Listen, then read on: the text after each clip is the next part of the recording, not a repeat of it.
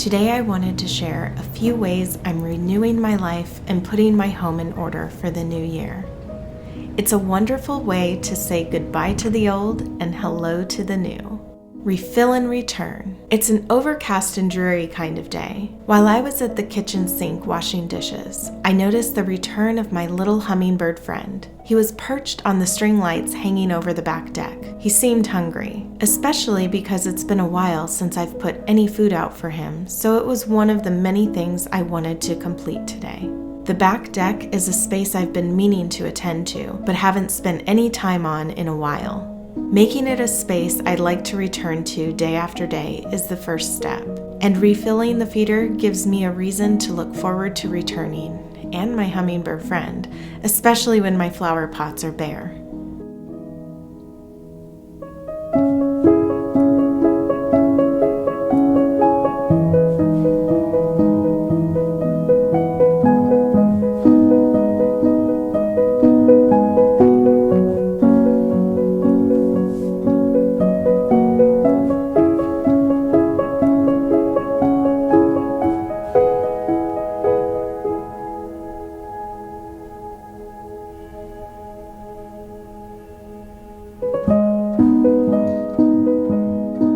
Take down decor. While I thought I might leave the Christmas decorations up for another week, it felt like a good day to start the takedown process. It gives me the opportunity to reflect on the past year and consider how I'd like to renew my mind and space for the new one to come. This year, I kept my decor very simple, and I was surprised how very little could make it feel plenty festive.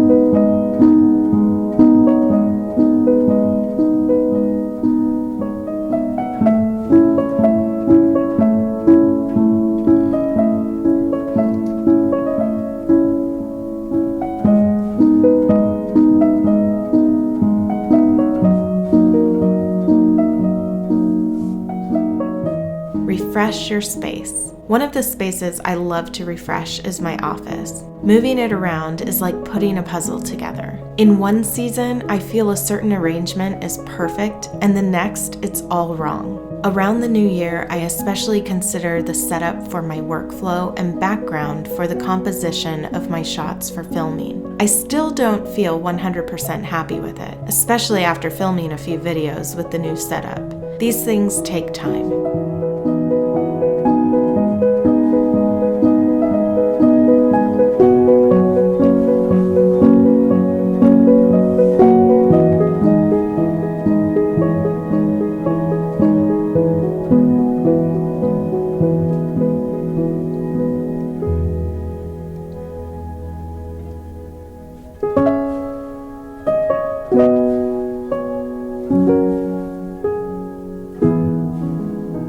Is there anything better than a fresh set of sheets? Hopefully this is on routine in your home, and it's recommended to change them at least once per week.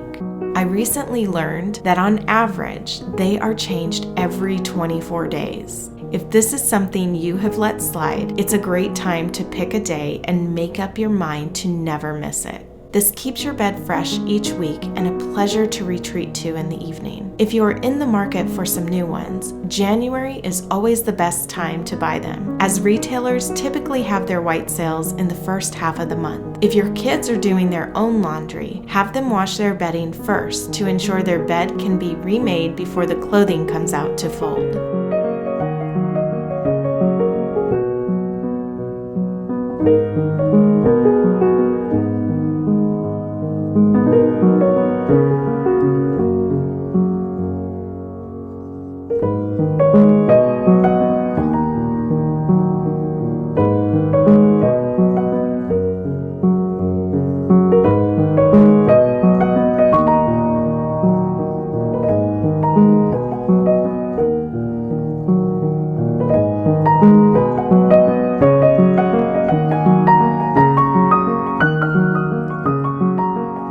Deep clean your home. Cleaning something always puts me in a good mood because I can see the results right away and it makes everything feel fresh and new again. The wonderful thing about white furniture is that the dust isn't as obvious. However, it is still there.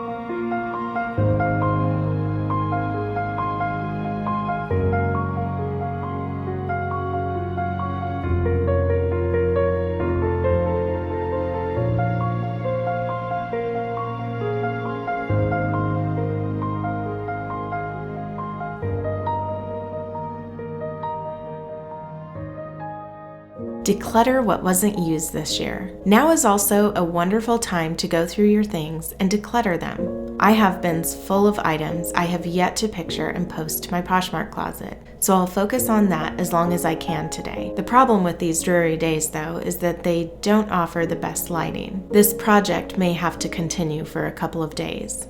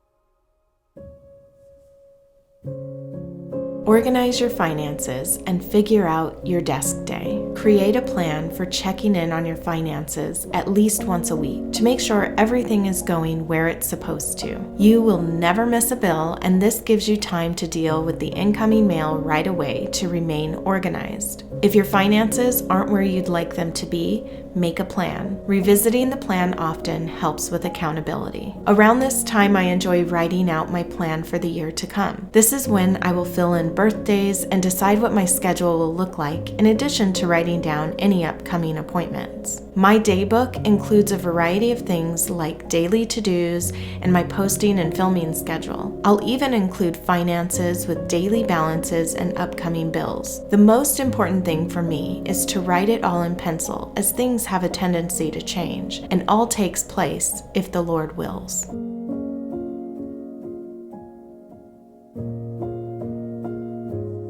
I was reviewing my channel analytics and wanted to share a few insights with you, as I'm aware the only reason my channel has any success is because of those of you who take time to watch my videos. For this month, I gained as many subscribers as I lost. With this month's views, I'll earn around $500. I encourage everyone to make sure what they are setting before them is something that inspires and encourages them. From a creator's perspective, it's the best when our audience is completely satisfied with the content we produce, because they will watch longer and click right away when a video is published, helping to give the video momentum to be suggested to new viewers. Last of all, I'd like to thank my patrons. This year has been amazing, and this month I hit an all-time high in Patreon subscriptions since joining that platform. As my income decreases substantially on YouTube, it has gone up on Patreon, which keeps encouraging me to continue to produce consistent content for each of you. Thank you for adding so much value to my work. It's truly rewarding. I want to wish all of you a Happy New Year.